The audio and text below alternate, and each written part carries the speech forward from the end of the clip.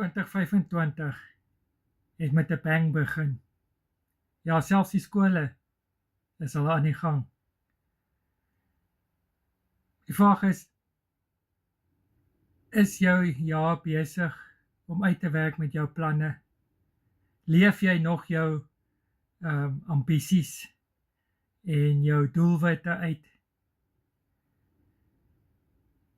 Maar dis nie die belangrikste vraag nie. Die belangrikste vraag is, wie lei vir jou? Of wat lei vir jou in 2025? Psalm 23 vers 1 sê, die Here is my herder, ek is oor niks besorg nie. Want jy sien, in 2025 moet die Here vir ons lei. Hy ken ons pad. Hy weet waartoe ons moet heen gaan.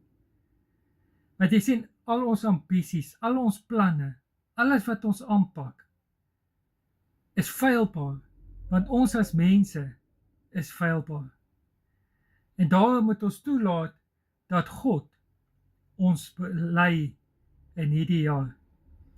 En nie staat maak op ons eie vermoëns of buitefaktore nie. Dis alleenlik God wat vir ons in die regte rigting kan stuur en wat vir ons die nodige krag en energie kan gee om hierdie jaar te maak en 'n sukses daarvan te maak. God bless.